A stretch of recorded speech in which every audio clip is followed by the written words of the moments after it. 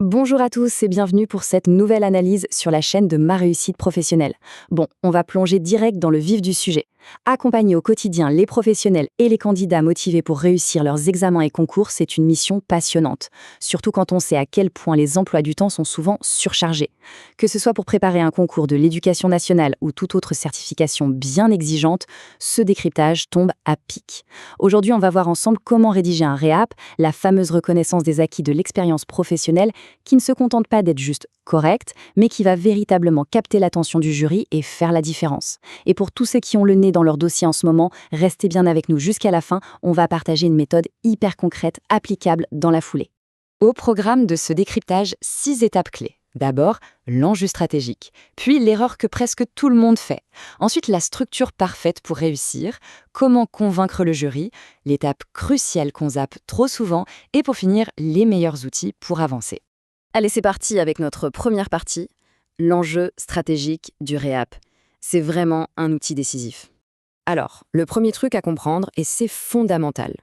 Le RAEP, ce n'est pas juste un formulaire administratif ennuyeux à remplir. Pas du tout. C'est un outil super stratégique.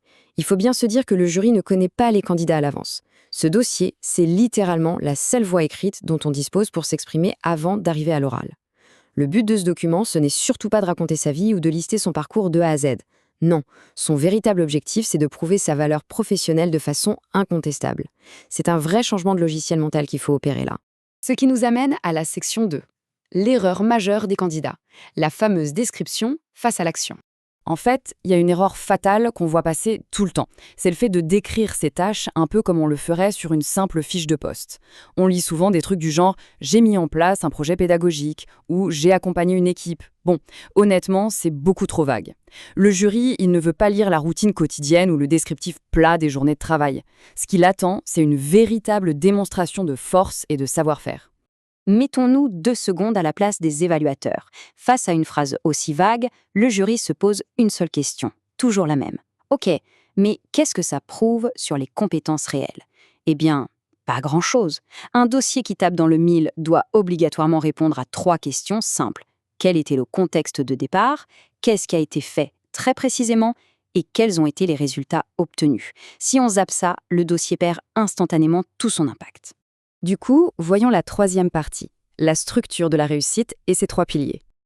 Pour donner un maximum de poids à chaque expérience, c'est simple, il y a une méthode en 3 étapes. C'est la règle d'or. Étape 1, le contexte.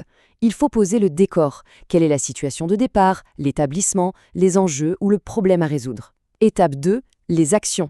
Et attention, on parle de ce qui a été fait à titre strictement personnel. On oublie le fameux « on a fait ci » ou « l'équipe a fait ça » qui noie complètement la responsabilité. C'est « j'ai fait ». Et enfin, étape 3, les résultats. Les effets concrets, palpables et factuels. Qu'est-ce qui a vraiment changé après cette intervention? Regardez un peu ce contraste, c'est frappant. Une version faible donnerait « j'ai participé à l'amélioration des résultats des élèves ». Ouais. C'est super passif. Maintenant, la version forte, avec notre fameuse structure, j'ai mis en place un dispositif de suivi individualisé, ce qui a permis d'augmenter de 20% les résultats en compréhension écrite sur un trimestre. Boum! La différence est énorme, non? Là, avec du concret et des chiffres mesurables, la crédibilité crève le plafond. Passons à la section 4, comment convaincre le jury et adopter le style de rédaction idéal. Pour vraiment séduire le jury, l'approche doit être millimétrée.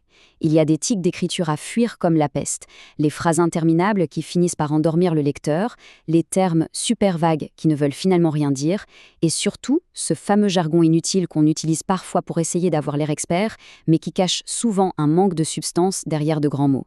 Ce qu'il faut absolument privilégier, c'est tout l'inverse. Utilisez des phrases courtes pour donner un rythme bien dynamique. Mettez le paquet sur des verbes d'action puissants pour montrer que les choses sont prises en main. Et bien sûr, intégrer des résultats mesurables à chaque fois que c'est possible. En gros, de la précision, du concret et de la structure. Il y a un autre truc ultra important pour viser juste, le dossier doit absolument résonner avec son public. Donc il faut adapter son RAEP aux attentes du jury. Ça veut dire fouiller, décortiquer les attentes spécifiques du concours et les compétences qui vont être évaluées. Et une fois qu'on a bien compris ça, il suffit de mettre en lumière les expériences qui matchent exactement avec ces critères. C'est du tir de précision, tout simplement. Ce qui nous mène à l'avant-dernière section, la numéro 5, l'étape indispensable mais malheureusement trop souvent négligée. Cette étape que presque tout le monde zappe par manque de temps, c'est la relecture stratégique. C'est pourtant vital de faire relire son document par un mentor ou un collègue. Pourquoi? Parce que quand on a la tête dans le guidon, on n'a plus aucun recul sur son propre parcours. On a l'impression d'être hyper clair, alors que pour quelqu'un d'extérieur, c'est parfois très confus. Ce regard neuf va cibler direct les zones d'ombre, renforcer les arguments un peu légers et booster la clarté globale du texte. Faut vraiment pas faire l'impasse là-dessus avant la validation finale. Allez, dernière ligne droite, section 6, des outils pour réussir. C'est ici qu'on amène un peu de science. Les méthodes scolaires traditionnelles, pour des professionnels en pleine activité, ça ne marche tout simplement pas. Il faut se tourner vers l'andragogie, c'est un mot un peu technique, qui désigne la science de l'apprentissage pour les adultes. C'est la seule façon d'avoir une approche réaliste qui comprend que le temps est compté et qu'il faut aller droit au but avec une efficacité maximale. Les méthodes qu'on partage ici s'appuient sur plus de 25 ans d'expertise cumulée sur le terrain. C'est un mix malin entre les sciences cognitives, pour aider la mémoire, et l'andragogie. L'idée est limpide, offrir un accompagnement hyper structuré et surtout réaliste pour réussir à atteindre son objectif, même quand l'agenda est plein à craquer. D'ailleurs, pour ceux qui veulent aller plus loin et ne rien laisser au hasard, le site mareussiteprofessionnelle.com regorge de ressources concrètes et sans fioritures.